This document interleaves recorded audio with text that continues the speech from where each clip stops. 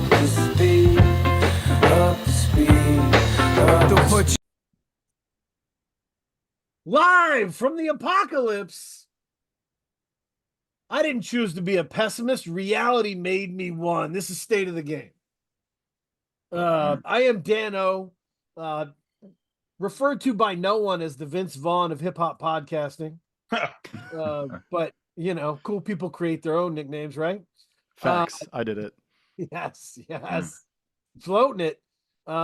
So and I'm joined every week by someone with all of the charm of Gus from Psych without the slapstick. We're talking about K Diggy for being here. There we go. And we have, I mean, this is, we're talking about a heck of a project today. We got the bald and the bearded in unison here. We're talking about, this fits a thing we've been doing recently. This last, 4, 5, 6 months? We've been talking to people with 20 fucking years in the game.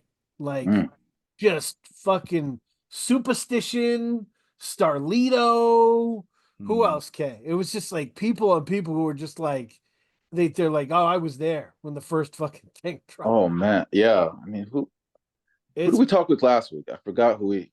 Yeah. Oh, Alaska. Yes. Alaska. I like that project that he just dropped with Dove. Man, that was incredible. He's incredible. Good. So we've been on this run of people who have just been through it. And this continues that run. People, talented artists who have both kind of been like the hot ticket in the market and been not the hot ticket in the market and recouped. And rebuilt themselves. So that means something to me. And I love them for it. And this new album is perfect for that. Emblems is Lieutenant Headtrip and Bloodmoney Perez. Thank you for being here.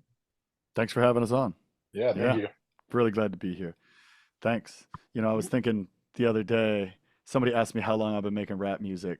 And I started in 5th grade, but I won't count that, right? Right. But I started when I was, I'm 37, and I started recording myself and putting music out there, burning CDs, passing them out at open mic nights, performing at shows between bands when I was 16. So yeah, that is over 20. That is over 20 years.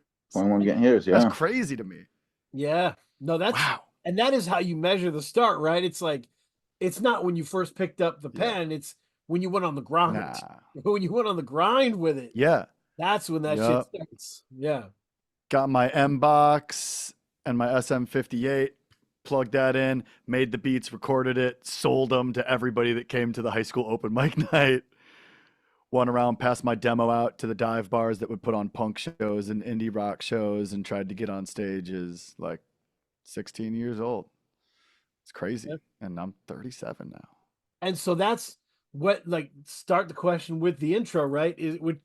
We talked about, like, over a long enough span of time. When I first got important here, like when I first got known in these circles that we're in, shout out to Blood Money is one of the first people to rep me.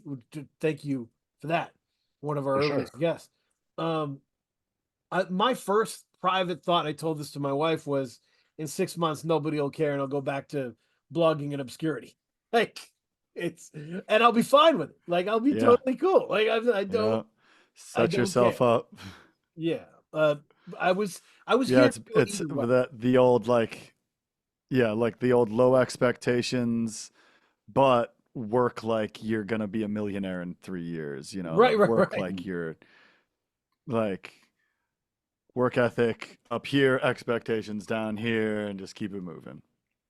Absolutely. And now you're number one. Look, it says so on your on your screen. I'm there. Now you're number one. Yep. And so how have you guys both dealt with the ups and downs of being kind of hot in the moment, being somebody that people love in the moment, towards being an artist that everybody knows? Blood Money? I I mean, I'm gonna be super honest. I don't know if I've ever been someone everybody loved in the moment. I think I've just made music and made art for my own sanity, and have been elated and surprised and humbled by whatever number of people choose to purchase it or listen to it or stream it. I mean, it definitely is humbling and crazy. Curses and secondhand accounts in 2022 were like my two biggest projects that I've released as a solo person. And it definitely, like, I mean, obviously some life shit happened between 2022 and 2024 that helped put a pause on any creative shit. Um, but I would be definitely lying with if I didn't say like that being those the biggest things I've done, trying to follow that up, like whether that's someone that everyone loves or no one loves and I just happen to like hit that little pocket, like there's always wanting to outdo yourself. You know, there's always wanting to impress yourself and impress your friends, you know, and those two projects were things where I was just trying to impress myself and impress some friends, you know. So I don't know if I've ever been like on top, the person everyone loved, other than my homies, you know what I mean? And if I got the love from my friends that like fucked with my stuff, then that was the validation I needed. So I guess I just make art to make art, you know, and hope that my friends fuck with what I'm doing. And likewise try and be a person who supports my friends and give them that feedback, and champion them. So I mean, yeah, I don't know what else to say outside of that. That Yeah, makes man. sense. I think that a big part of it is like you said, championing your friends, maybe when you don't have a lot of output, maybe when your project isn't getting love. Well, your friends might, and to just kind of shift some of that energy over there. You know, as a rapper, it's hard to balance having a huge ego, big enough to be like, you're going to listen to me just say stuff for 30 to 45 minutes, whether it's on a tape or on stage. Because that takes a lot of self-confidence, right? That takes a strong ego. How do you keep that ego from being toxic? How do you Right. keep that ego from being your enemy? And like I've always been a collaborative person, right? So like the Karma Kids that most people know, the first iteration that most people know of, I consider the second generation. Googie, Gruff Lion, Dunce Cap, Samurai Banana on the tables and the beats, MC11 as the hop in sometimes as the extra Power Ranger, whatever that guy was. So like when or the Green Ranger, I don't even know. So I lived in my homie's shadows depending on the year when shit was popping off in New York. Like Gruff Lion sold the most CDs and he was the new guy. And so we played his songs at the shows because his fans were there. And I like had to curb my ego, you know, like learn all of his lyrics, back him up perfectly, make him shine, come up with ideas for his music videos. I can't lie. There's a little bit of jealousy in there throughout the years, and you just have to be honest and embrace it. Googie is, I mean, like, I don't understand how that dude is not world famous. Right. He's so incredible, and his output was undeniable when we were just rocking in the teens, and the two of us toured the country together, and like those were the high that was a high for my life. I put out a record in 2017, Comedy of the Filth Beast. He had just put out Tis What Tis, and we like toured the country together nonstop for 2 years straight. Um, and that felt great. And then we got done with that run. And in 2018, Banana went to college, Dunce Cap held back, got a full-time job. Gruff had moved on. Googie was spending more time in Jersey, considering going back to school. And I, therefore, wasn't able to keep the machine running like I had. And it was tough. And then I got divorced, and then I left New York. And I was like, do I even exist in this scene anymore? You know, we all know what happened in 2020, and I'm looking around and I'm seeing my friends prosper. I mean, Chesky Fake 4, like I was texting with him. He's like, dude, you got to put music out right now. People want this stuff. I'm talking with Woods and Elucid, and they're just like skyrocketing. And so I just tried to jump back in as best I could when I moved out to Portland, Oregon after that. And I took my time with it, you know? I took my time writing my next albums, releasing Tap on the Glass.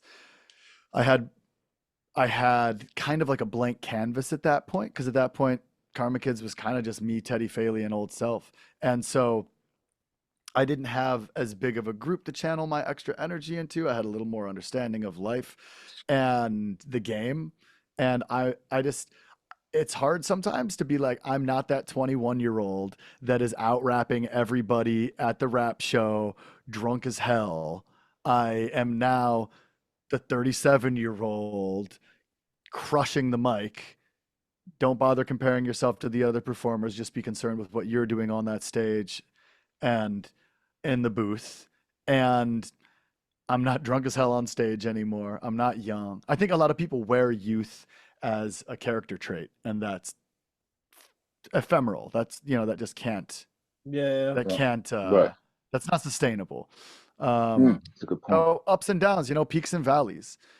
And it's the people like us who stay in it that end up finding success, I think, because you pop off too young, chances are you're going to peter off and try to live up to your expectations.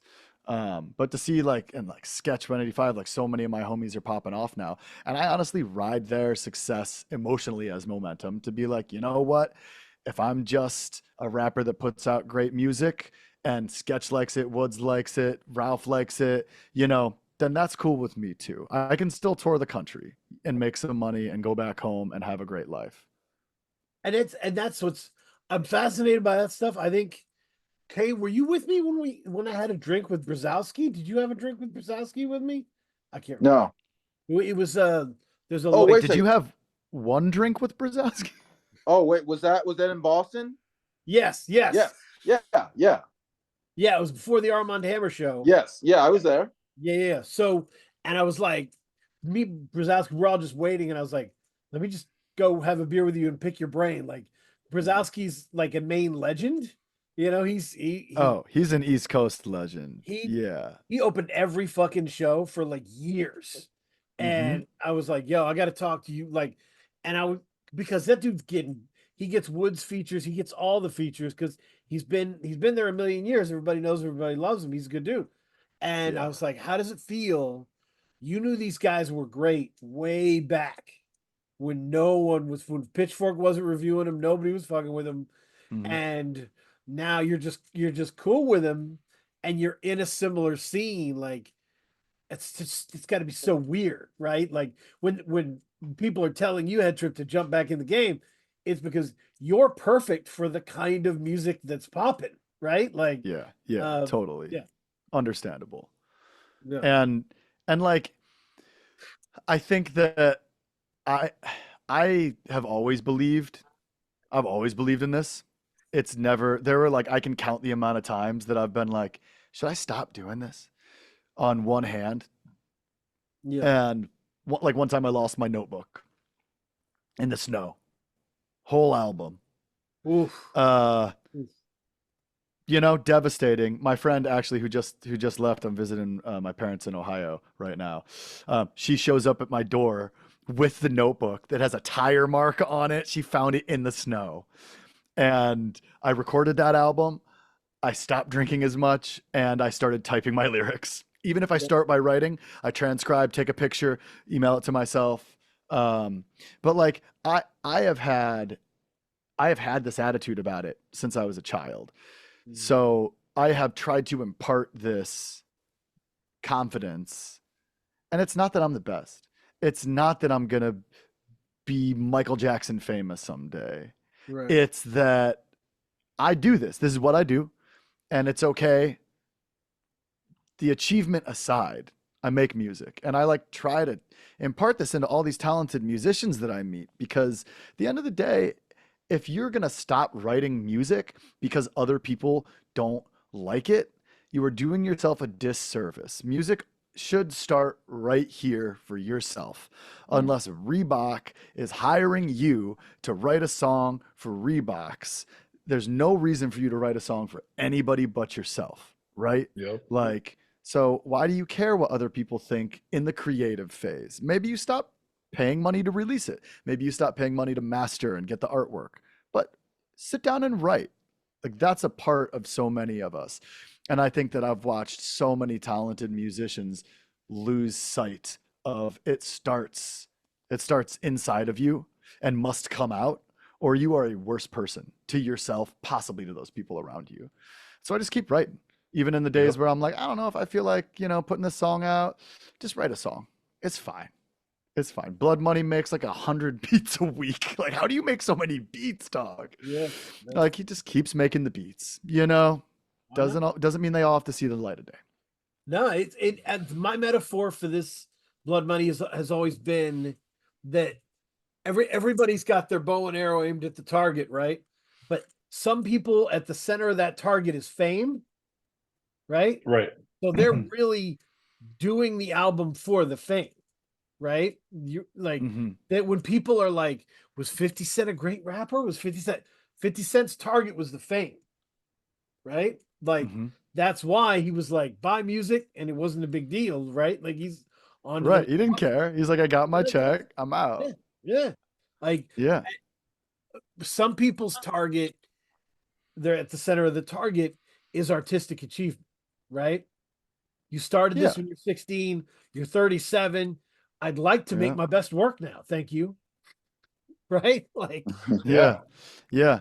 I'd like to think that nothing is at the center of the target for me. I just have an ever full quiver. I just have so many fucking arrows. And like, that's why I'm not even aiming at the target anymore. I don't know if I ever have, honestly. I aim, if I'm in a group setting, to fit in. I want to be the piece of the song that I need to be in the moment. That's why you'll hear me all over Karma Kids records. I'm screaming on this song. I'm talking like this on this song. I just do the hook on that song. I just want to fit the mood, which is why I love getting these beats from Blood Money, because they were a wonderful canvas. I was in transition when I wrote this. I just moved to Portland when I started writing Emblems, and he laid a really intriguing canvas. Like, you can tell song to song, they're different vibes, right? You got like a funky song, then you got this weird industrial heavy ass song. Like, I'm just going with the flow. Like, that is my main goal when I write. A rollout, track listing, that's all a little different. There is a target there, but not when I'm writing the damn song, right? Yeah. No, it's been interesting to see, but there's a discipline to that, right? Because if you are all about the community and all about building the community, and you are, as you referenced, continually watching people jump ahead in line, there's a discipline to it. You know what I mean? There's a discipline. There is. To not freaking out. Yeah.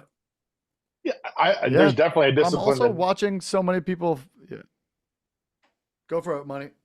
Oh no, yeah, I'd say there's definitely a discipline to not freaking out. I think, because if you are doing it for the fame and you are doing it in hopes that you become like the it rapper for whatever moment that could be, you're the target that you're aiming for is your foot. You're just fucking shooting yourself in the foot.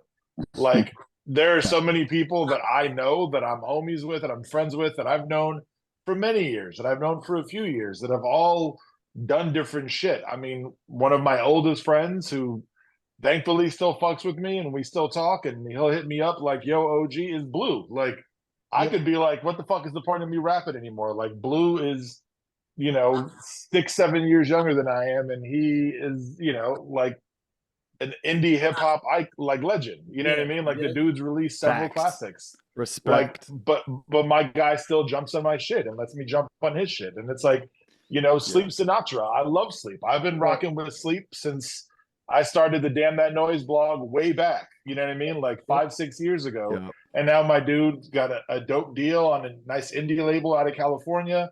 and his stock is Beautiful. steadily like grown. I mean, I was in Portland, picked up Woods and drove Woods to a recording studio in Portland for him to record all his Oh, I thought verses you were for gonna say fucking Rome. Sassy's. Right. No, we didn't go to Sassy, but it's like we chilled at the studio, smoking weed and drinking beer while he was dropping verses to Rome, and like not knowing whatever would happen. Like I remember still at that point they were sending out records themselves and shit. Like it was, you know, they Backwoods started selling Triple X t-shirts because I was like, yo man, it'd be dope if y'all had Triple X t-shirts. Like yeah, you know, man. so Well, thank you for that. Shout out to all of our big kings with the Triple X Backwoods shirts out there. Amazing. yeah, man. So it's like you could look at shit and be like, why not me? Or you could just make shit. You know what I mean? You could just do your art and be excited for your friends and realize like art hits people at different times. You could be fucking Basquiat, you could be fucking Warhol and be famous and popular in the time, or you could die a nobody and be like Picasso. You know what I mean? Like no one really fucked with him when he was alive, and then he died, and all this shit's like legendary. Yeah. You could be tortured, you could be all sorts of things as an artist, but like the point is just making your art for your own edification, and you hope that it lands with people. You know? Yeah. Is You it know, just I spend a little bit more time thinking about the people who didn't make it than I spend thinking about the people who made it. And almost to an unhealthy degree. I, in my career, have tried to save so many rappers. My whole thing with Karma Kids is that I don't want rappers to have to send out the press emails and get the cover art done and get the thing mastered and book the tour and do all the things. I just want all these artists that I know and I know are so incredible to be able to make music. And I don't want them to get in their own way just because all of a sudden we have to do more and more stuff every day, you know? And that was like the goal of putting on all of my homies from the jump. And I have less capacity to do that now that I have more responsibility, now that I'm older and I have more art than I can possibly share. I got to put out 3 albums a year for the next 4 years, or I'm going to be dropping stuff from my early 30s and my 40s. So like, I unfortunately don't have as much time to do that anymore, but I spend more time thinking about like Nasty Resin and Bug and Gruff Lion, like where's their next record? And I don't have the time and energy to help them put that out anymore. And that honestly bums me out more than seeing Sketch 185 at Lollapalooza rapping at thousands of people. Like that makes my heart sing. That inspires me to get back in the booth and keep making the music that I love. Because all these guys that we're talking about, they never wavered. They make the music they make. And now you got a whole slew of kids that rap like Woods. You know, like nobody rap like Woods until the kids started rapping like Woods. You know, so like that's just inspiration for me. The devastating thing to me is to watch talented artists fail because they don't have any representation, because they don't have a manager, because they can't afford to do the thing. That like bums me out way more. Yeah, and it used to be like the infrastructure of the industry fell out of the bottom of it, right? Like it used to be you could just make rap music and somebody would handle the budgets and the issues and all that, you know, you could choose not to be independent. Most people are independent now. Like it's in some form of fashion, right? Like so it's just different. But we all can make music now. I mean, look, we're just sitting around. Who's using their phone here? Are you guys using your phones? Yeah, like we're talking across the country on devices that everybody just has. You can make a beat in Koala, throw it into a DAW on your phone and record the raps. You could do it all on your phone. So like there's more people making it. And back in the day, sure, there were more opportunities for artists in the industry, but I think that now if you have the, like, I'm a lucky guy. I know how to get on Instagram and be like, what up? I just dropped my album.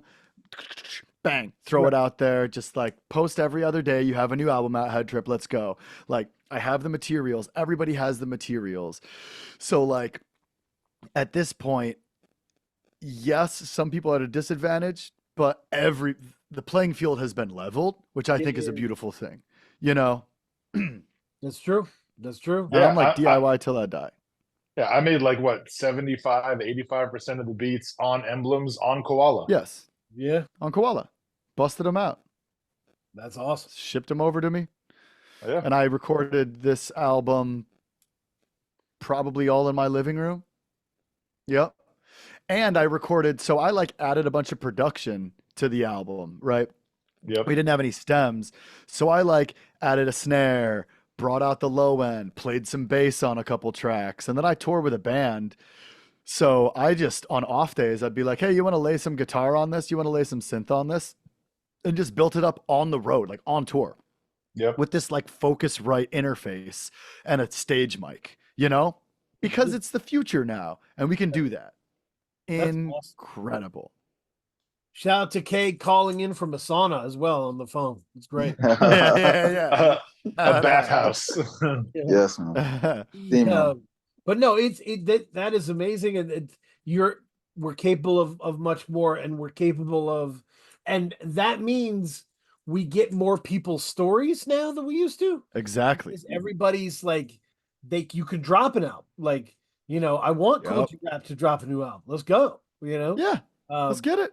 Let's do it. So that's it. And I want to give you praise directly, Headtrip, because you're one of the people who has been persistent and patient with me. And Always. it's marvelous, right? Like the brain of an artist is not always a working thing, right? So artists Facts. can sometimes be mad when you don't like their album instantly or whatever. They send you the advance. It's kind of a vulnerable situation, right? It's a very vulnerable situation. Here, like, I hope you like this. And I remember Tap on Glass, everybody loved it. People were talking about it, and I didn't really get it. It was pleasurable to hear, but I didn't understand what it was about, what it was trying to do.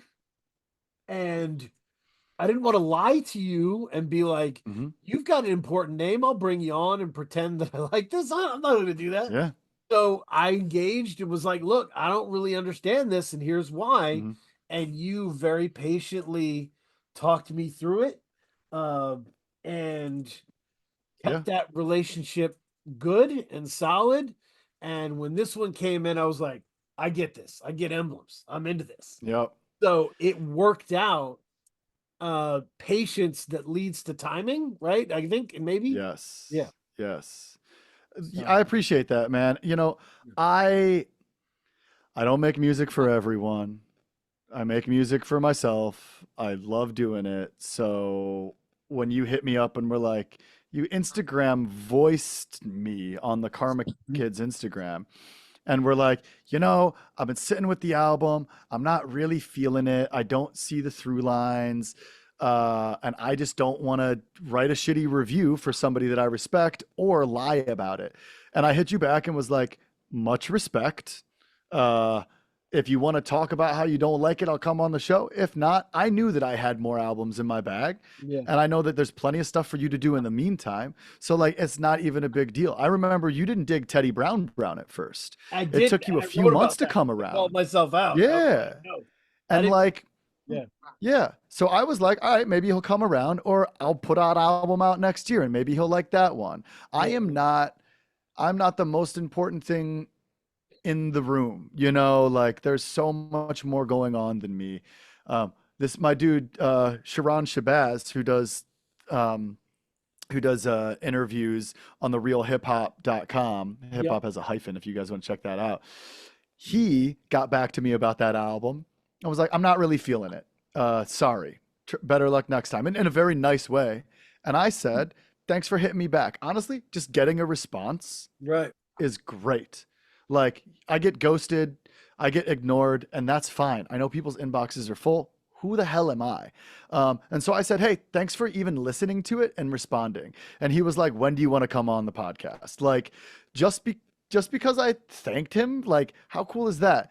I've found that being professional and patient and understanding of other people are the main things that continue to get me where I go. Sharif, I booked him on a show in Brooklyn. It was one of my first shows back after quarantine, and I was like, I'm gonna do this in Brooklyn. I'm gonna see if I still got it. You know, I ran an underground hip hop scene, live scene in Brooklyn for like 7 years. I booked shows, maybe 5, and then I just disappeared. Do I still have it? And I booked a show with tons of acts. Sharif, within an hour, hit me back with his input list, thanked me for booking him on the show, was Yep. at soundcheck before anybody, Amazing. was super complimentary. Like, I'm like, oh, this dude's super easy to work with. I bet he's about to explode. Yep. Next thing you know, you get Boom. his weird ass music everywhere. It's not like, look, I'm not saying the music isn't great, but it's clearly not for everybody. Right, As is right. same with my music, Yeah. but he knows how to be a human. And my parents taught me how to be a human. I have a good chemical balance in my head apparently. Mm. And also, you know, moving out of New York knocked me down a couple pegs. I can't tell you how many people stopped interacting with me once they didn't know that they could bother me to get a show in Brooklyn with the Karma Kids, with Billy Woods, you know, like once with NASA, like once I wasn't the guy to hit up when you were touring the East Coast, I lost a lot of people that I thought were my colleagues and friends. And it was eye-opening. And also, I came back around a year later and was like, I didn't figure out who my enemies were. I figured out who my friends were. And right, it's like, don't complain about the people that didn't come to the show, that didn't listen to the episode, Mm. that didn't show up at your birthday party. Cherish the people that did, Mm. and draw boundaries, hold space. I say on the last song on this album, Back Catalog, um, I talk about I'll break bread with my enemies. Right. I have a little bit of patience left for y'all. Like, let's talk about it, because I am still willing to have the conversation. I'm not willing to give too much of my energy away, but I'll probably wish my enemies bread. Let's break. You get a chance to win your dignity back. Let's play a game. It's called You're Testing My Empathy's Edge. Who can blame me? Right? Mhm. Like, I have a space for the negative reviews, for the ghosting, Right. and for a little bit of the hate. Now, it's also important to draw boundaries, and I've gotten much better at that as well. But, you know, anybody that asks me for advice in this game, like you said, Dan, Mm. patience. Patience. That's huge. That was Patience. great. Yeah, this album's a hell of a thing, and I really like the way it's structured. Emblems, talk emblems. Like Mhm. Emblems. I really like. I was calling it embers for a few days. I don't know why. Burn it down. Burn it can't- down. I That's a was good like, album name too. Emblems. You know, but the yeah, okay. I really like, especially the first 3 songs, the arc of the first 3 songs. Mhm. Mhm. That first arc of the album, because Emblems is to me the most important performance for you on the album. I think it's Mhm. you kind of explode out of the gate and cover everything, right? Right. And then the second song, it, Home Cooked, Home cooked, yeah. is this really interesting song about the importance of technique, right? Yep. Like if you're not doing this for fame, as you've said, you're not doing this to impress people, right? Like I knew a lot of people that played guitar to get women. They played guitar well because they wanted more women, right? Right. But you're not in that situation. You are you are doing this to improve and to do well, right? And Yeah. technique Yeah. is going to be important for that, right? I'm here to Certainly. impress women. I'm just gonna put it out That's what drives in the game for. there. Right on the money. Yeah, man. Home Cooked is an important song to me because I feel like we're not honest enough about the struggle of being an independent artist. And I feel like we got a chef on the song. I initially had talked about the hip hop game. Yeah. And you know, I think it was like a clip from a podcast I did years ago. It was like, I've been in this for years, you know, making anti-capitalist music in the capitalism center of the world, and ups and downs. And Old Self was like, too on the nose. Let's get a chef who raps. And so we got this dude, formerly known as Eric Lamb, to talk about the service industry, because it's very much the same.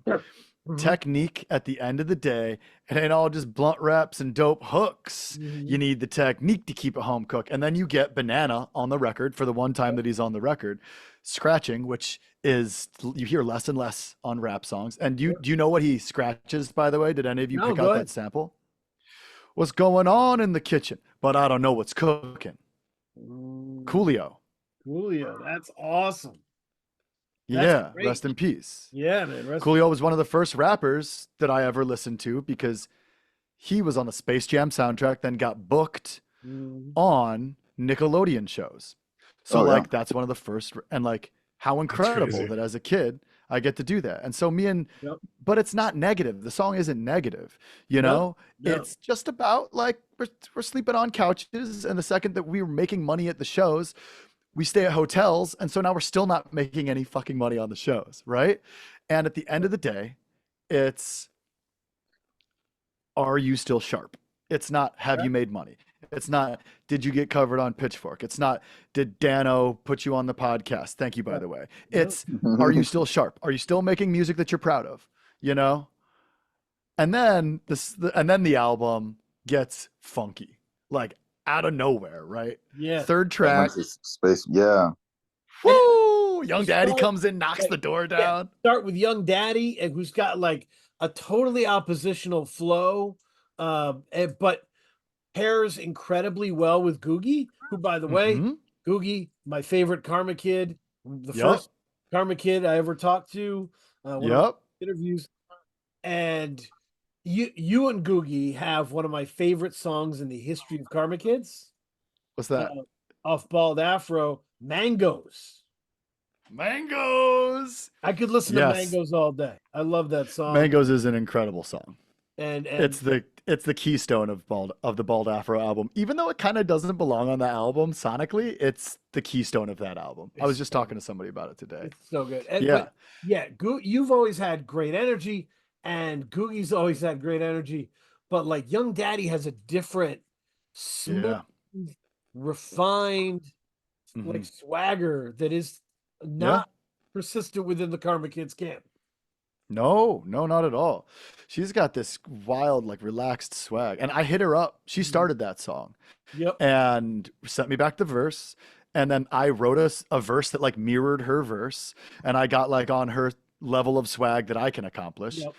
And then I knew I needed Googie to bridge the gap. I just knew I needed Googie to bridge the gap. And it took him a bit because he had a really crazy semester. But like when he sent me that hook, it was over. And then I got a keyboard player and a bassist to fill it out so that it was fuller. And like those first 3 songs of the album are like the sequence is kind of repeated throughout the album, you know, where you get an intense song, a thoughtful song, and then a funky song, right? Like it kind of repeats. Actually, we switched the track list like 3 days before we sent out the press link to the SoundCloud, the private SoundCloud link. And I'm so glad I did. I had Junkyard Innovation after Elementary Space Madness, and I was like, nah, let's break up the smoother song so that people's ears get a rest from the intensity, because it is intense. It is. So I'll throw it to Blood Money. Talk to me about the movement, because those first 3 songs are very much a thing, right? And then keeps him alive is a huge shift that marks the kind of second wave of the album. Tell me about 4, 5, 6 and about those creepy thriller horror songs. I mean, the sequencing is definitely all Headtrip. I mean, we definitely talked about it and listened to stuff, but he is an expert at sequencing and hearing where the flow is at in terms of just like production style and making those beats and sending those specifically to Trip. I think it was being a Karma Kids fan for a long period of time, and what I would hope to hear Headtrip like making shit, being like, oh, I want to hear Headtrip on this. And so I sent him very specific beats. I had I think a fuck ton of beats and sent him all the ones I really wanted to hear him on. And I mean, the production for that is my influences are pretty consistent in terms of like classic 90s hip hop shit, you know, Primo, Pete Rock, you know, shit like that. But also I'm very heavily influenced by like Nine Inch Nails and Bjork and like Massive Attack and Portishead. So a lot of the darker, harsher industrial elements all come from kind of those ever-present influences. I mean, as well as, you know, Company Flow for sure and Rubber Room, in terms of like indie hip hop that also mirrored those elements and that kind of sonic texture.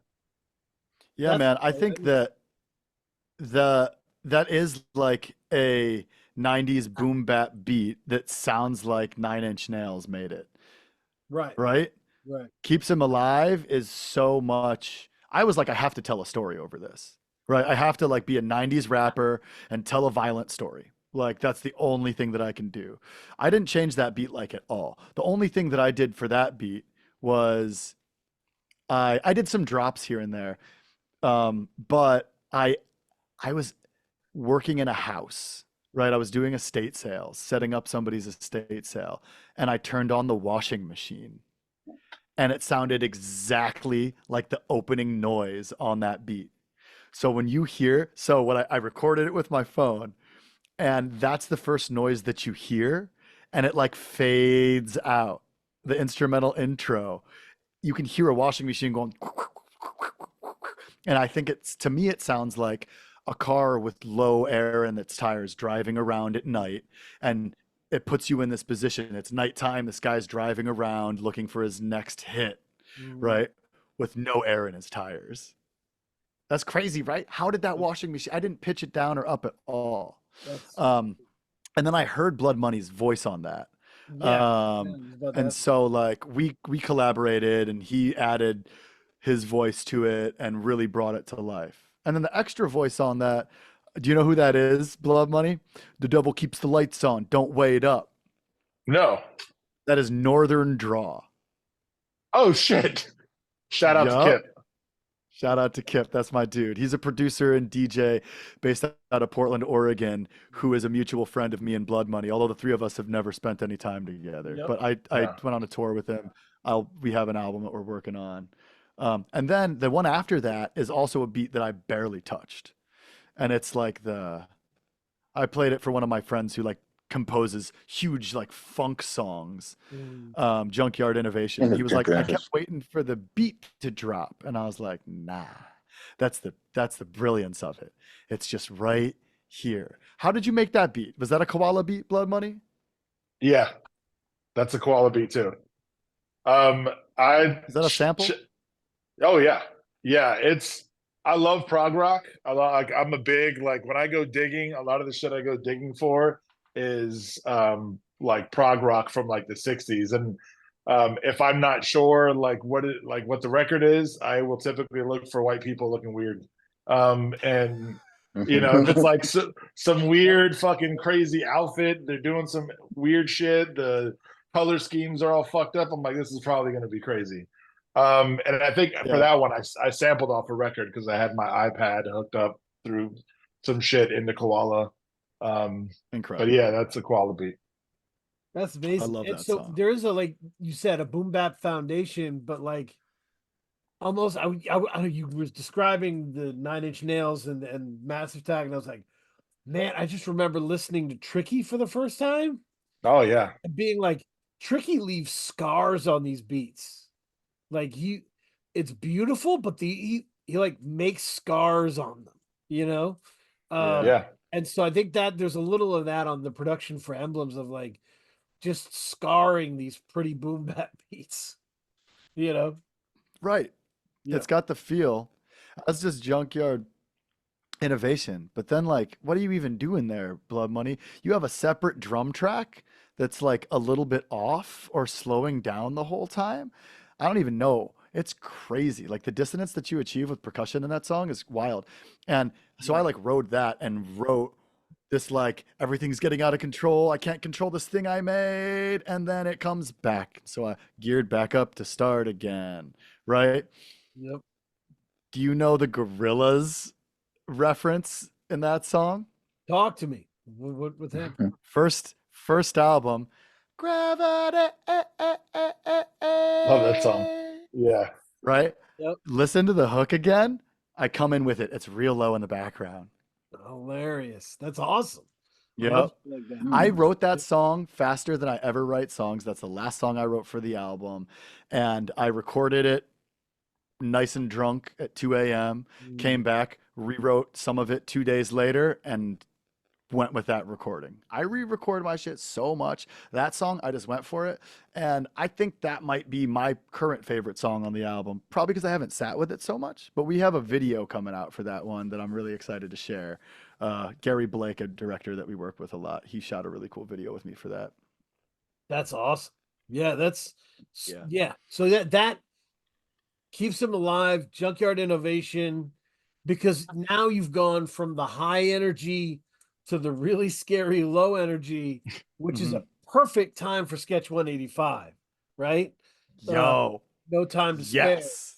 And Yes. classic Sketch 185 being like, oh my God, like, and just going crazy. I love how Sketch does that. You know, sometimes you feel like rappers are pulling their punches because they don't want to blow people out. And I just never feel that way with Sketch. Never, not once. I feel like if Sketch blows you off a track, he's like, you're welcome. Yeah. Yeah. He's like, good luck, motherfucker. Right? I did that because I love you. Yeah. I did that because I love you, motherfucker. Right. Now wrap your ass off. Right. This is Sketch and I have been on many songs together.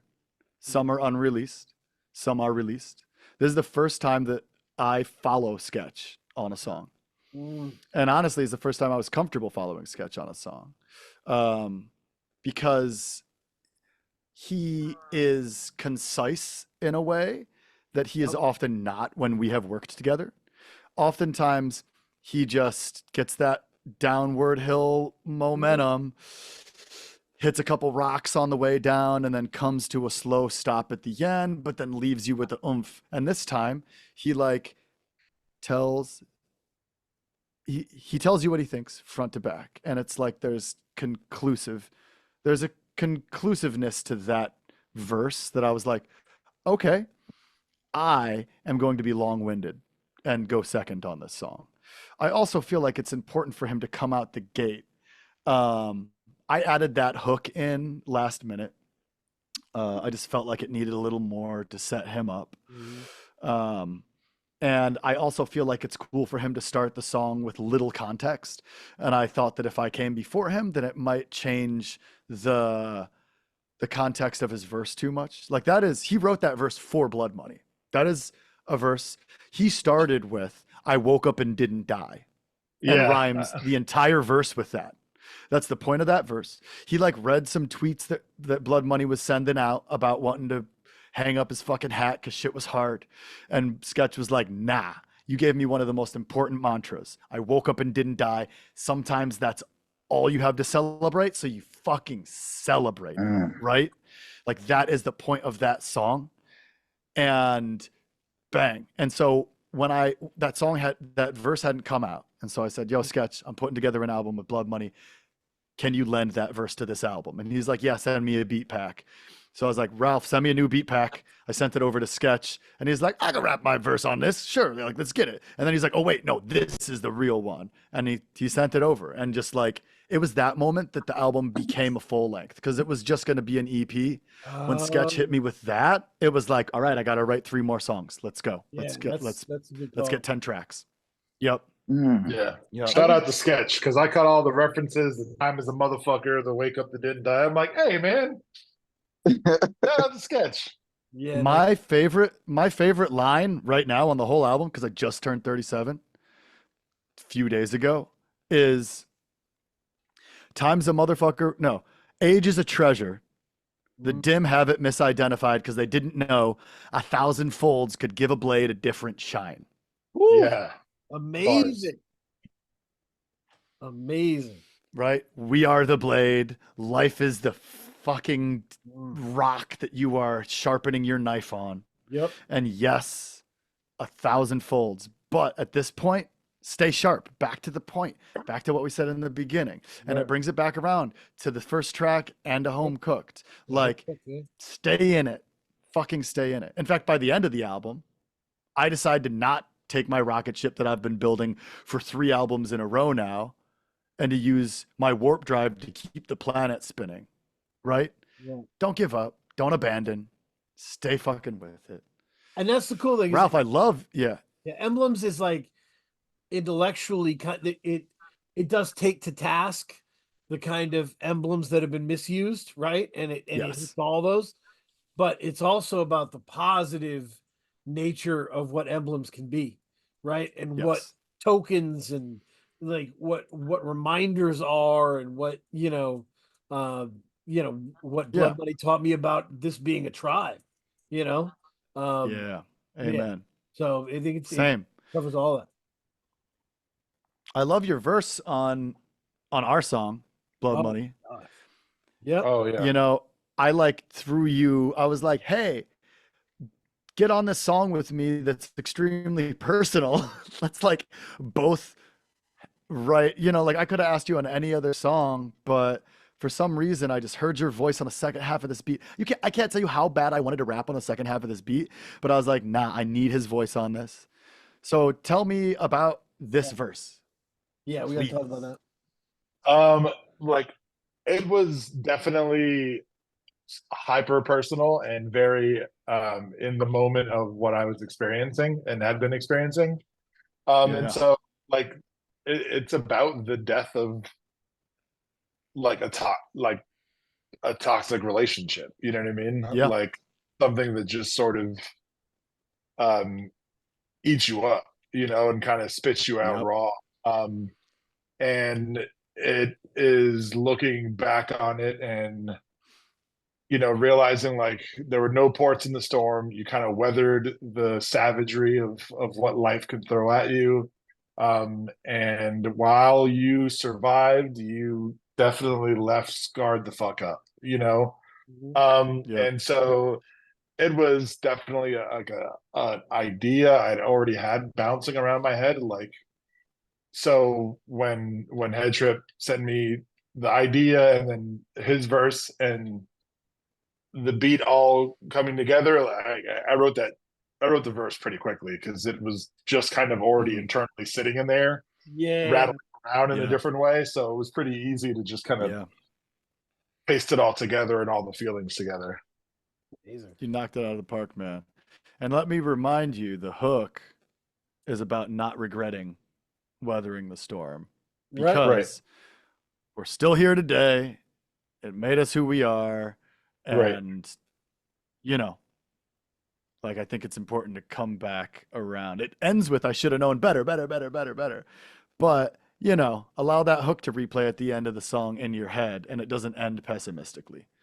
Yeah. Thanks for sharing such a raw, emotive verse on an album that is, writing wise, my album. But it really, I think that moment really made it feel like it was our album again. It's hard to make an album across the country. I moved out to Portland hoping to make this record with Ralph, and he moved to Seattle. And then I went to visit him in Seattle, and he moved to Alaska. And, but we made the record. And now I'm in the DC area and he's in Pittsburgh. So I just ran into him the other day. We actually just got a beer on my way to Ohio, which is great to be able to just pop in and see you. But thank you for that verse. That really rounded out, because there isn't another emotional song on the album. That's the one that you get, which is rare for a Headtrip album. And it was really good to have a friend on that track with me, because those are vulnerable tracks to put out into the world, Yeah, man. And I appreciate being asked on it, because it's I think the irony of you showing up in Portland was kind of literally right at the like birthing point of the crux of what caused everything to kind of end. You know what I mean? Yeah.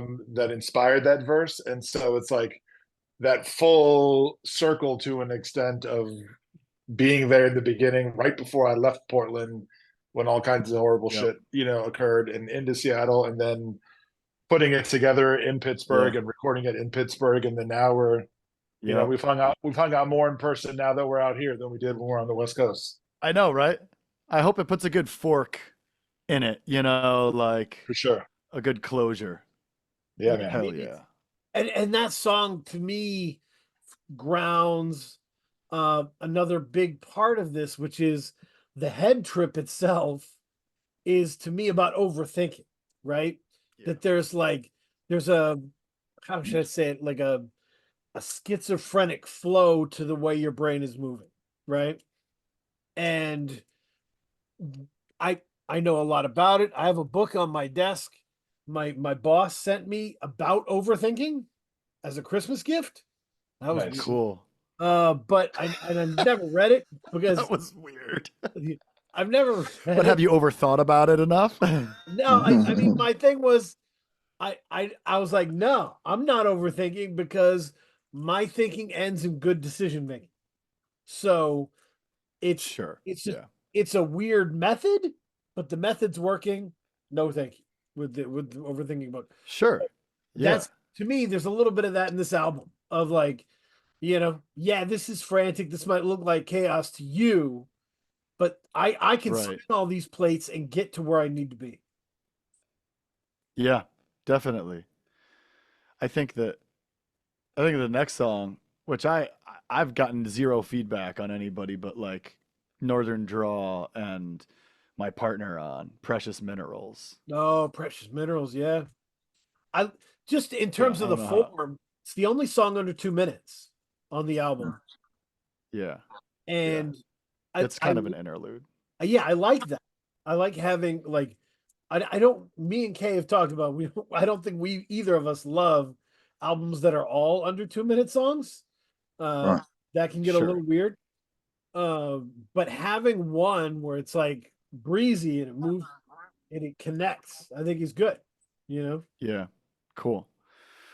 Yeah, I love that beat so much, but I wanted to like write a like I wanted to write to that song, but it wouldn't have fit on the album. But then after I made the sketch song, I was like, okay, I need more songs. And I'd already claimed the beat. Yeah. And I read an article. No, I saw a meme. NASA had posted the calcium in your bones and molars comes from comet fragments, right? And somebody wrote, how is NASA writing Death Cab for Cutie lyrics right now? And I just thought it was so funny.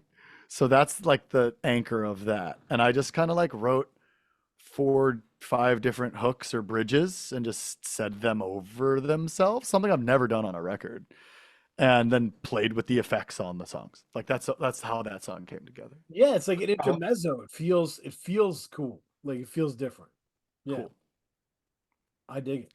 But Ralph looks like he's Bloodmoney, what did you think when you first heard it? How did you feel about it? His use of the beat, I loved it. Actually, it's like one of my favorite songs on there because whenever I was just listening to Emblems on the bus ride into work this morning, and I enjoy how he used that beat. It's one of my favorite beats that I made because there's like 0 samples in it. I clocked that too. It's so good. Yeah, and I love that it's like sort of interlude-y, but not. Like it's not an interlude. It's not an interlude. It's like I love how you said just a bunch of different bridges and kind of hooks all like sewn together, and I love the feel and looseness of it. It not directly but indirectly reminds me of like jazz riffing, where it's like like the jazz musicians know what they want to do, know what they're doing, but there's so much freedom in how it comes together, and it just sounds really dope, So I actually and ironically the sketch song Yeah. are two of my favorite songs on the record from what Headtrip does. Yeah, I love Hell the yeah. use of that beat. Thanks, man. I was worried that you were gonna feel like I underutilized it because that could be that. I mean, that could be a pop song. That could be somebody could auto tune rap, like melodic rap, their ass off to that, and that shit could play in the club. And let me say this publicly: if you find somebody that wants to use that beat in a different way, go for it. The rest of them are mine. Damn it. But that one, if somebody really needs to eat that beat, I would understand. Yeah. I might want to eat that beat one day. Yeah. But I'm glad that you don't think that I underutilized it. I'm glad. No. Every time I listen to it, I almost regret using the 404 effects and shit on there because I'm like, fuck, I should have just let it live, like knowing what you Nah, did nah, with it's it. good. But no, I got yeah. a dude to like add a bunch of synthesizer to it too, and Yeah. like have some more fun with it. You Hell guys yeah. could put out a Thanks, deluxe man. edition with like a Young Daddy Precious Minerals remix. Yes, that's a great idea. That's a great idea. So I love fun. it. She would eat that beat. Yeah, that's what I'm saying. That would be great. I've been thinking about New Age Crusaders a lot. I think it's a really cool song. New Age Crusaders doing kind of the same old thing. And then the cyclical nature of this kind of telegraphed heroism that we need to do. Yes. Talk to me about that song and how that came together. It's interesting. So I wrote the first verse for New Age Crusaders on my way to I just gotten off the airplane in Chicago. I was living in New York at the time. And I wrote that on the blue line. And then I showed it to Lamont Manuel that night at a arcade bar. He was playing pool. And he was like, I love this verse. Thank you for rapping about cultural appropriation as a white rapper. Yep.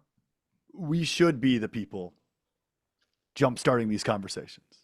Why do we put it on the cultural, on the people directly from the culture that we are appropriating by being white rappers to have the conversation for us? That's bullshit. Right. But how do we talk about that? I then got I have a bunch of songs with Jeff Markey that may not ever see the light of day. Maybe a few will, but I put this over a Jeff Markey beat. He sampled this video game, Rygar. And then I wrote the second verse, and I just tried to keep it in the same vein. This is the idea of a white person discovering a culture and being like, ooh, I love how fun this is, and then killing the culture, right? Yeah. And so a big part of this album for me is I participate in a culture, and I've gained so much from it, and I love it so much. How do I respectfully participate in Black music, right? Right. And it's just something that I think every white rapper should have on their mind. It doesn't have to be an uncomfortable conversation. For some people, it does have to be an uncomfortable conversation. It doesn't have to be a degrading conversation to the white rapper, but I think it's our conversation to have. Like, I would challenge every white rapper to talk to other white rappers about if you're doing more good in this circle than you are taking, right?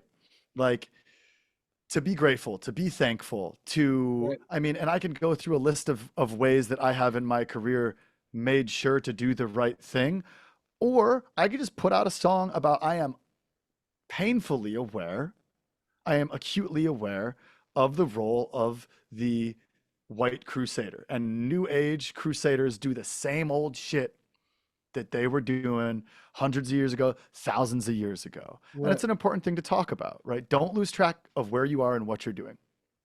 Yeah. Is the crux of the song. And it's the good guest theory, right? It's just like, I'm a guest here, but I'm going to be a good guest. Like I am, right? And I hope that I am. And again, just have that on your mind. You are not in a space. You're not. I don't know. I can't think of a single. You're not making classical music, right? You're not making European classical music, and so therefore respect the culture that you're in, right? And the conversations that it started in private already with my fellow white rappers are great. somebody texted me, "Did you really write a song about cultural appropriation as a white rapper?" I'm like, "Yup. What have you done for the Black community lately?"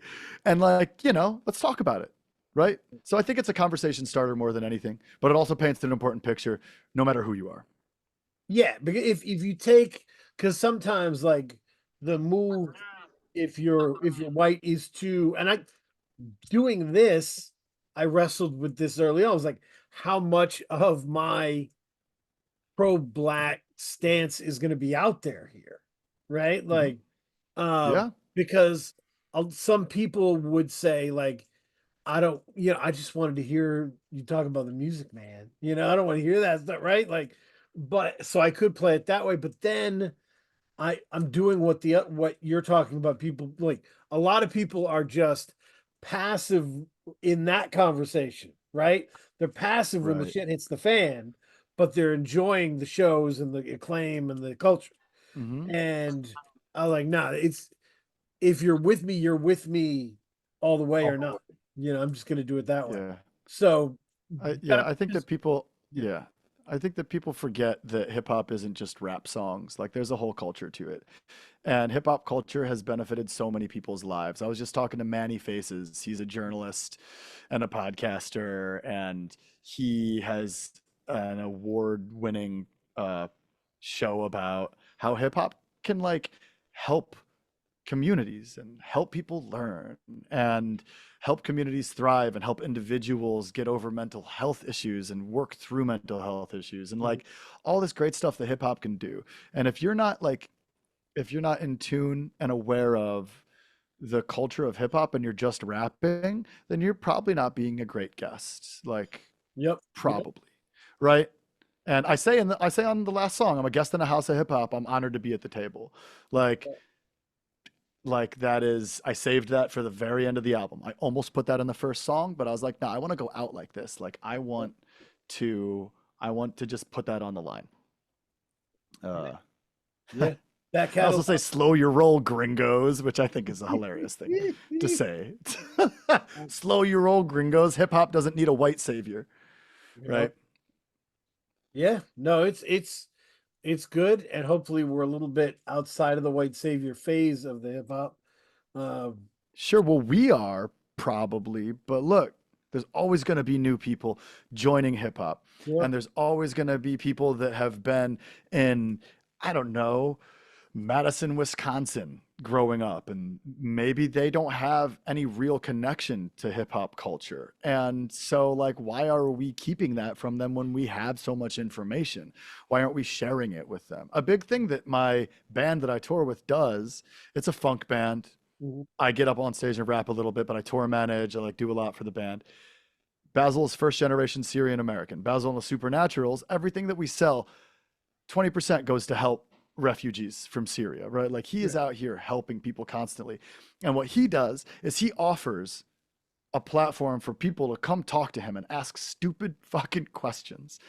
Like, what's it like to be a brown person growing up in Northeast Ohio? Like, why don't you consider yourself white? Like he asks people to ask the dumb questions. Like, and so I feel I get to rap in jazz clubs and churches and like schools and places where people have never seen a rapper. And so I just try to be a good as ambassador to hip hop as I can be and allow people to ask these dumb questions and say this dumb shit to me, because I know I have the ability to have the conversations. I know I have some answers, and I know I can keep my cool, and I won't be personally offended by their accidental bigotry. So like going off of what I've seen my homie Basil do, like I'm just trying to make the world a better place with what I do. It's no longer just I'm going to rap my ass off. I'm going to be the best rapper. I'm going to make the best album. I also do want to help out a little bit. And I don't know if I'm that good at it, but like just try. You don't have to be the best at it. Just give it a shot. That's all I think anybody can do. I think that's a great model, and I think K will adopt that. And if you have a really dumb offensive question and bump into K, let him know. Hit him in the Instagram, the DMs or whatever. He's open. He's fine. He's ready to take all that on. Um, Uh, not quite, but you, somewhat. I mean, yeah, you have to be. I think it's how you. It's all about like how you're approaching it. I don't think there's really dumb questions. Maybe like dumb approaches, but not dumb questions if that makes sense. I've been that's I've been fair. there for some incredible moments, Kay. Incredible moments. I was at a house party, and this lady was really drunk, and she turned to my friend, who I work with, and said, "You're gay, right? How do you take it in the butt?" And she was like literally looking for advice on like how do you get that done? And I was just like, wow. I mean, it was an incredible moment. I was like, I was Yo, like, your move, you know, that's wild. your move now. As a bisexual man, when I tell people, that is often an initial response, especially from the older generations. They say stuff like, not how do you take it in the butt, but like, why do so many gay people talk about sex, or why are all gay people hypersexual, Yeah. or how does that work? And I'm like, how does what work? Because not every gay person has anal sex. Whoa, I know it's gonna blow everybody's mind, Yeah. but that's not the only way to get the job done, my friends. Like, also like also like also like what, like the things that people ask artists and people who aren't considered typical. You would never ask an accountant what they earn in a year, right? You would never Yeah. ask a doctor how much they make. But the second I tell somebody that I'm a musician, they say, "Oh, does that pay the bills?" Like, excuse me? Like, what are you talking about? But people have these questions that tickle their mind, and then like, "Oh, I met a gay man. I'm Yeah. gonna ask my question." It just I could never get over the notion that this person was walking around like with gay With sex that question locked and with loaded. gay sex as an unsolvable equation. Like in her head, like I can't get to the end of this formula, you know? Yeah. It People was wild. People incredible. are wild. People are incredible. Yeah. And yeah, ask Kay anything. So uh, It's a new segment on the show. ask Kay anything. Ask I'm Kay. Yeah. pretty sure I was. I'm pretty sure I No, was trying to accomplish the opposite here, but yeah, I'll roll with it. we'll set up an anonymous box where they can Absolutely, and every episode will can ask me a question like that. Do my You've best got to a answer. you got a new segment. I love this. Kay, Oh, it'll take the place of our porn star name or rapper name segment that we had a mhm. while ago. Uh, that was a funny segment. That was a that funny was segment. great. So, but so yeah, back catalog is That great catalog. and a Yeah. great thing. I wanted to talk about how much I love Kill Von Guard and that Emblems remix. Yes. I Ooh, that you only get if you download the album. I mean it's pay the money, download the album. I would say Yeah. Kill Von Guard, buy stock now. Like Kill Von Yeah. Guard is talented, and Yeah. like Yeah. sometimes I Extremely. feel like is a little underrated just because it's just a super nice fella, like a super Oh yeah. nice fella, Oh, he's very sweet. a Yes, very he's very approachable, sweet. lovely person, but a Mhm. monster, an Yeah. artistic monster. Well, Yeah. I can say, sure, maybe he's underrated, but really, he's just getting started. Like, Yeah, that's Yeah. he will be, we'll be talking about him for years to come. I just saw him Oh, in Chicago, yep. and damn, we're Yeah. cooking something up. But Monster. I think it might surprise everybody. It'll take a couple years, but I dig it. I dig it. I that was gonna say that that's dude's incredible. that's a good direction to go. And I hit him with emblems before I really knew him. I'd helped him like with some tour prospects, but didn't actually book him anything. But we were in touch here and there, and I hit him up and asked him to do a remix at Sketch 185's advice, actually. Yep. And I sent him emblems. I love that the I love that the remix is Mhm. the first song, so that kind of comes back Yeah, around. yeah, I love. Um, Yeah, absolutely. I also love that he just made like he did not like pick a beat that he'd already made and loop it. Like No. this dude built an entire world. Yeah, It's just like yeah. how He could I freaked not that put it beat. on the tape? Freaked that beat. He was like, He sent me a screenshot and it's just like 17 different lines of tracks, and I zoomed in and found one of the samples he used and listened to the sample and like tried to imagine what it might look like because he didn't share the rough draft with me, and it's just I don't even know where that sample is in the song. I don't know what he did to that stuff, but he absolutely ruined the samples. And also not for nothing, but like for as much work as me and Blood Money put into this, when you listen to the tape, it ends with Kill Vanguard. Like "That's his awesome. his name is the last thing you hear on the That's album, great." which I'm into. No, Blood Money, have you spent much time with Kill Vanguard? Oh yeah. I mean, I produce a track for him. Yeah. The next couple albums he has are probably about 3 or 4 Blood Money beats on there. Yeah, good. My next record is about 6 Kill Vanguard beats and probably 6 finds Wow. double beats. My Um, man finds double. yeah. Then Another dude to watch for. yeah, no Oh kidding. yeah, Kill Vanguard and we'll get on Zoom occasionally or talk or send text messages back and forth. Dude's a sweetheart. We talk technique. We talk. I like a lot of producers. He sends a shit ton of beats.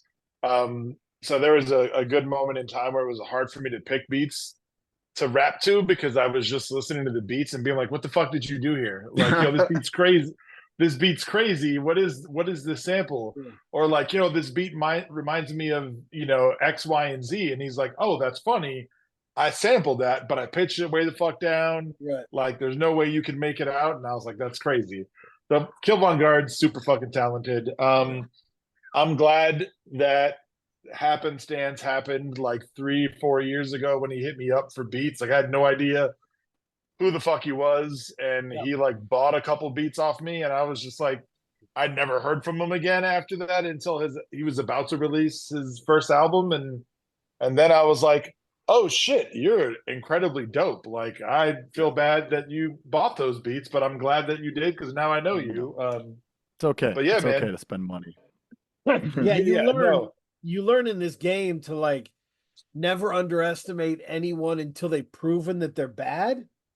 Yeah. Yes. Amen. You know, Amen. like Yeah. prove to me that you are bad, and I will leave you alone. But until then, my eyes on you. Like I'm No, Yeah. dude. Definitely. I think I was a very big champion of his first record. I remember telling him like, bro, you got to do tapes.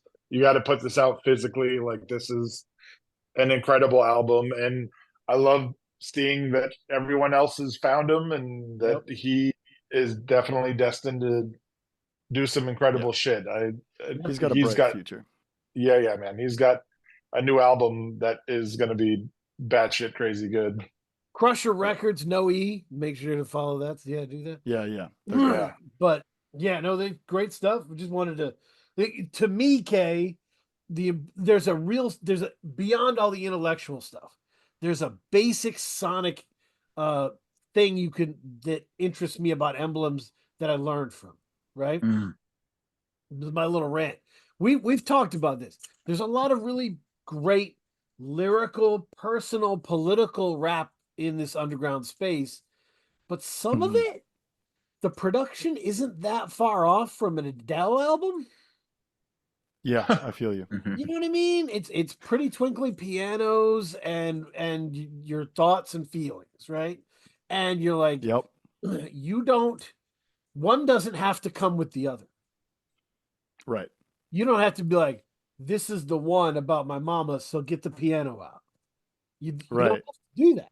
Like, No. so the Emblems has movements, right? And movements from action songs that are about shit to heavy scary shit to personal shit that still sounds kind of scary.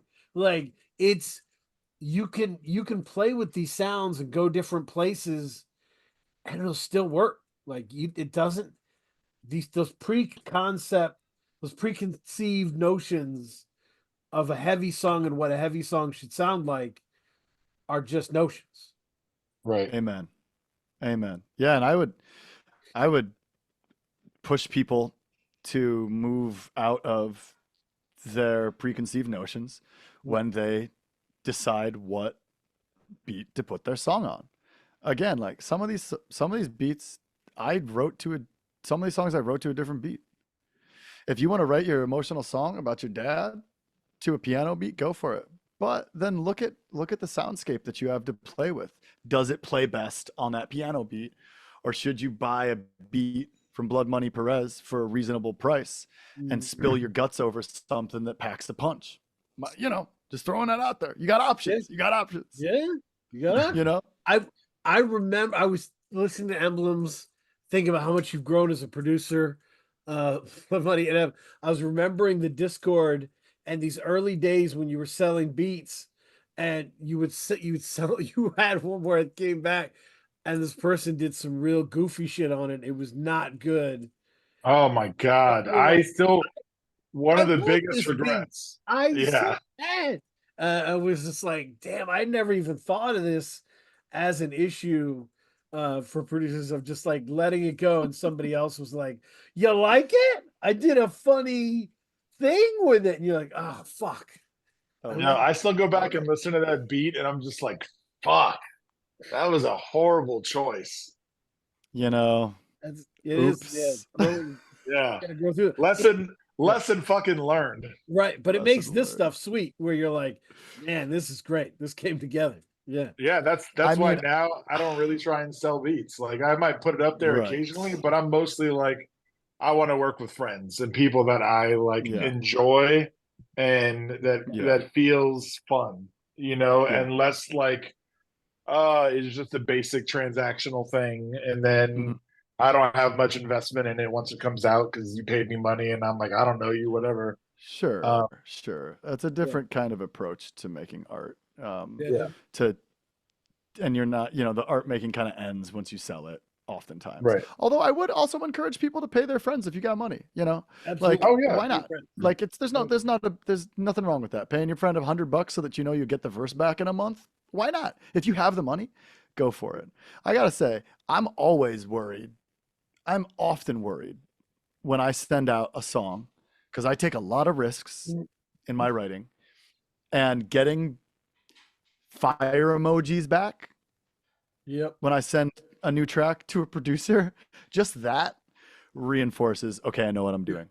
It means a lot. I can't work with it's so important.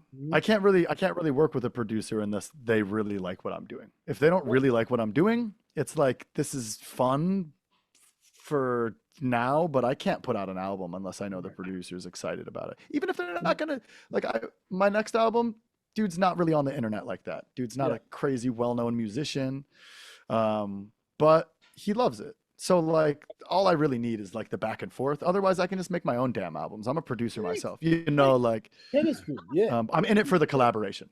Yep. And so thanks, Ralph, for being there with me. And I know that you say, oh, I didn't play as big a part in some of this. You just responding to me and telling me that I did a good job was enough to keep the train going and keep the momentum going on Emblems. Like, oftentimes that's all I need.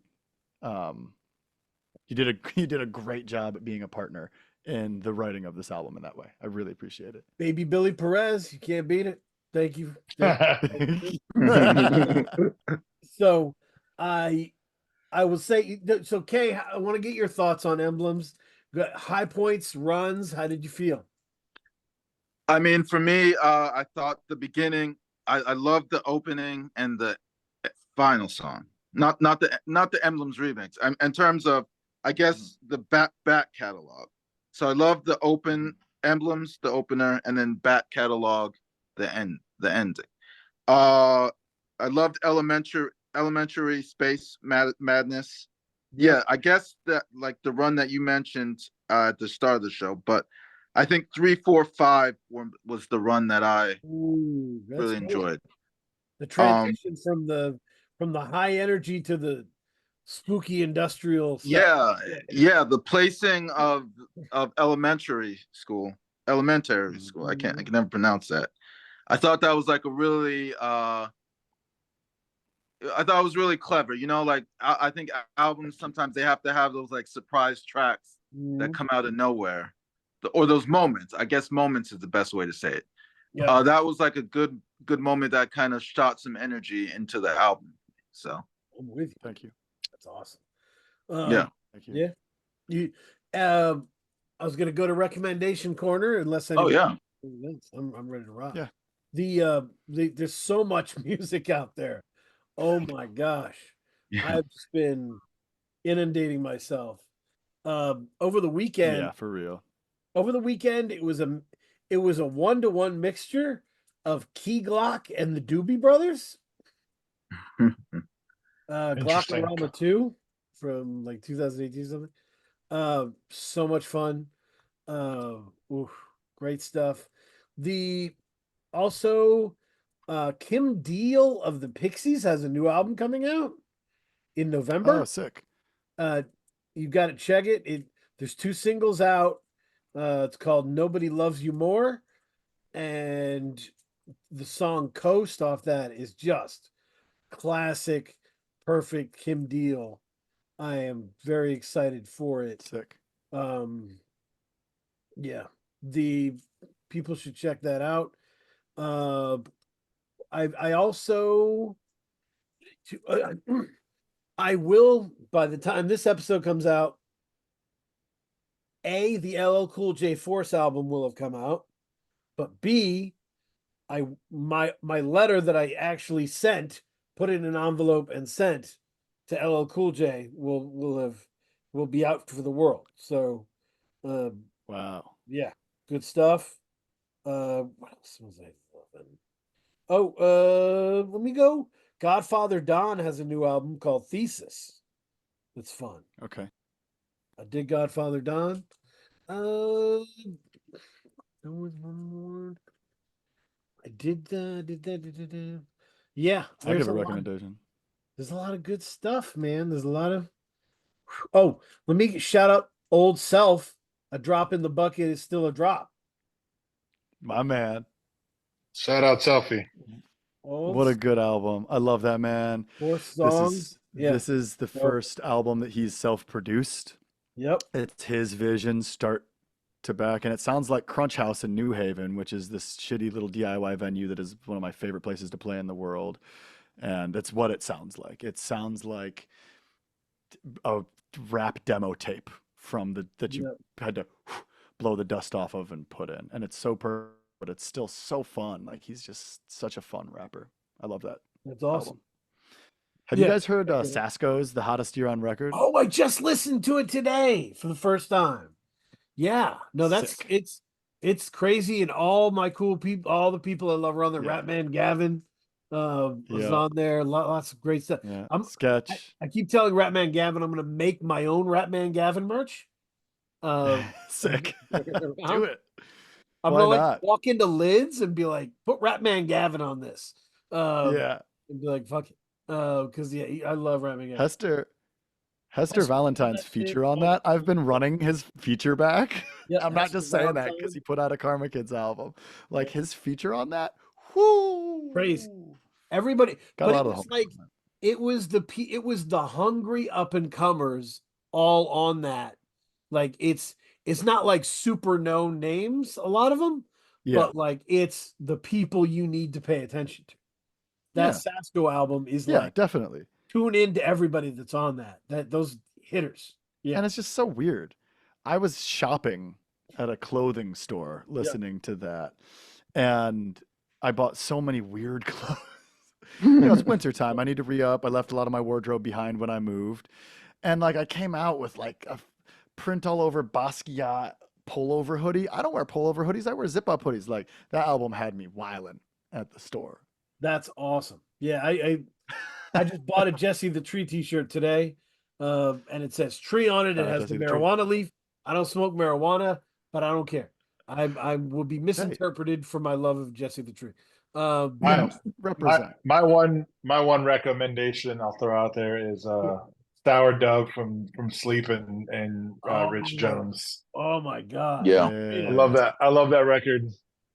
That record's really fucking dope. Sleep killed it on the production. Rich killed it. All the guests kill it. Yep. It's one of my favorites. And then the No Worries, Why Lord. Like I've not stopped playing that since that came out. Those are my two I'll have to check that out. recommendations. Yeah, for anybody who's brokenhearted, that's a good one. That's a good one. Oh yeah. They're both Knowledge and Anderson .Paak are in their bag in that album. That album is fucking flawless. Yeah, there's some great stuff. And I would just and the Sour Dub has some of the best short songs of the year. Oh yeah. Joyride. It's just beautiful. And I'm so glad we got to talk to them. Rich is so intelligent. It's awesome. Yeah, he's a good guy. He's a smart So man. yeah, well, I think that is that's the other thing I wanted to tell you, Trip. When you see Teddy Brown, you let him know. I'm excited for whatever the next release is. We're saving him a spot. I'm tuned in now. We are cooking. 2025. We'll have new Teddy Faley music for you. videos. Don't you worry. Just like I love Teddy Faley. So yeah, definitely. You know, we're thinking about. We never did physicals for Teddy Brown. Oh, I need to pull some people to figure out if that's something people would want, because we're gonna have new music from him next year. But I don't know. At the time that we put out Teddy Brown, we didn't really. I'd paid everybody out. Like that was the rebirth of Karma Kids, that album. So like, you know, now that we got some momentum, I might want to put out some physicals. You think people would buy it? There's a lot of people with a lot of love for Teddy. Yeah, absolutely. Teddy Faley. People listening at home. Teddy Faley is go Brown or go Ralph. One of the best rappers. Yeah. Not enough people know about. I've been fucking with Teddy. The moment I heard Teddy Faley on a Reservoir Sounds record, I can't think of what it was called. Maybe it was the Can't Resurrections or some shit. I don't remember what it was, but I think it was like him and Elucid on the song together, or maybe him and 11. Yeah. And I was like, who in the living fuck is this dude? Yup. Shout out to Faley, man. That dude's brilliant as hell. Amazing. Incredible MC. Yep. Good friend of mine. And we will have music out of Teddy Faley's in 2025. If you're listening and you want some Teddy Brown physicals, let me know directly, because I'm considering it. But I need some feedback first, because I don't want to just print some stuff people aren't gonna buy. Put out the word. I'll put out the word. So Kay, what do you listen to? What are you doing? You know, a bunch of old stuff, but I think the only new thing that I listened to this week was the Big Sean project. How is that? Fascinating. It's very fascinating to me. I think it's important. Like, you know, I like listening to things that I enjoy, but I also like listening to things that I may not enjoy, and then figuring out why you don't necessarily enjoy them or what's missing. And that's one of those projects, like, I think on paper, it's phenomenal. It's a great, it didn't really click with me or connect with me, and I'm still trying to figure out why. If you are looking for an album to not enjoy but not understand why, that's a great one. But I mean, on paper, I mean, if you look at the guest list, the production, I mean, everything that you would ask for Big Sean, he delivers, but it still didn't connect with me, and I don't know why. I got a long list. Yeah, he's a polarizing rapper. Yeah. No, it's very long. The album's very long. Yes. And it's what's weird about rap, and I'm sure both of you have seen this 100 times. There are rappers who become big and important because they're talented, but we all kind of collectively decide that we don't like them as people. Wale, but like Logic, right? Like poor Logic is just guilty of being really corny, right? Like Macklemore, another huge example. Macklemore does a lot of great work. Meanwhile, but we've decided we don't like corny for years and decades, and everybody's cool with it. In rap, it's different. If you're corny, It's not a good look. Yeah. And Yeah. Big Sean has corny bars sometimes, ham-fisted, corny metaphors that hit everyone the wrong way. You know, Right. I'm gonna expose myself and say that I am a closeted Big Sean fan. okay. I fucked with Sean's probably first three albums. Like I three, maybe four. I mean, there was a run where I was really fucking with Big Sean for a while, and even with his corny shit, I still fucked with him. He has some That's silly what I'm saying. I mean, punchlines. he can rap. Technique wise, he can rap. I Oh mean, yeah, Yeah. no question, no question. uh, And he's and got good beat selection most of the time. right, and great beat selection, and then there was some introspection as well, but there was something missing, and I don't know what was missing Interesting. for me. It But reminds me of listening to Common, you know, mm, where you're like, I should love this a lot more. you should But exactly I'm just, I it's know. not hitting. It's not hitting me Right. here for some reason. Yeah. Yeah. Yeah. So, but that's, I mean, on the book side, I am a maniac again. I've loaded up with books. mm, I'm reading Hell 3 yeah. books at the same time. Uh, Whoa. I finished a graphic novel called Local Man. That's really dope. It's an image book Cool. that is a satirical, like, it's a satirical analysis of like the early image, like super big chested kind of era, but like takes that into now and how that would be, and takes it to task, and it's really dope. Local Man's really good. Cool. I'm also Cool. reading a very dope, complicated book on bureaucracy that's really fun. Nice. And Denez Smith Bluff, the poetry book, which is unbelievable. Yeah, so I'm just kind of hitting all the spots there, just going to wherever my mood goes. But yeah, it's good times. Sweet. Word. Are you reading anything, Kay? funny enough, I picked up this book. I have it right next to me. Iceberg Slim: The Story of My Life. Oh my Pimp. God! Yeah, Pimp: The Story of My Life. Absolutely. Yeah. I got so in I trouble. just That book got me in trouble, Kay. So I had that book, right? And I was always reading it. And when I was in the army, I was friends with this, beautiful woman, really cool. And she was asking me about the book, and I explained about the book, and she wanted to read it. So I lent her the book. And then a bunch of dudes pulled me aside and was like, "You can't get her on game like that. You can't put her on game, man. She's gonna know the hustle, man." And I'm like, "I don't know what you're talking about, bro. Like, it's just a cool book, and I'm just letting her the cool book." But yeah, they had like an intervention that was like, "You They're trying can't." to like manipulate people. They're like, you can't let her know our tricks. I'm like, "You Right. can't, like, she's already reading the book, bro. Like, it's too late." she can write, she can read. Like it's Right.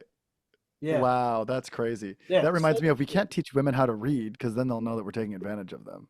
Come on. Censorship, bro. She was, and the thing was, she was one of the smartest people I've met, but she would always figure out how to act dumb in public with the guys, Mm.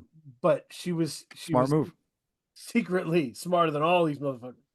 And I remember talking to her boyfriend, and her boyfriend being like, "She scares me, bro." And I'm like, "Why?" "She's smarter than me." And I'm like, "That's awesome. You can learn something. Like, this is Good thing. great." Like, Yeah. Learn. Absolutely. I Education never every day understood. is an educational opportunity. Yep, I was Yeah. outside of my element in the South, but shout out to the South. Um, Thank you for being here. This was awesome. Yeah, Thanks. Karma Kids. What a legacy you guys have left, and yeah, I appreciate all of it. Love to everybody over there. Thanks, man. Samurai Banana. I've said this before. I wouldn't know who Armand Hammer are without Samurai Banana and Uncommon Ness, and that the Amen. Dope Shit Podcast. Yeah, that was where I first Yep. heard them. You know, Banana put me on to Billy Woods in 2006. Yeah. You know? Yeah. So I similarly also wouldn't know who they were without him. And book recommendations for me are my DJ reads more than I do. Ask Samurai Banana for a book rec. That's what I'm talking about. That dude reads so much, puts me to shame. That's awesome. Excellent. I've been doing movies recently instead of books. Yeah. Nothing wrong with that. Nothing wrong with that. Yeah. Thank you, everybody, and I will. Bloodmoney Perez has gone to poop, so we'll say Okay. Good night, Ralph. Good Good night, Dan. What will tomorrow bring? What will tomorrow bring? What will tomorrow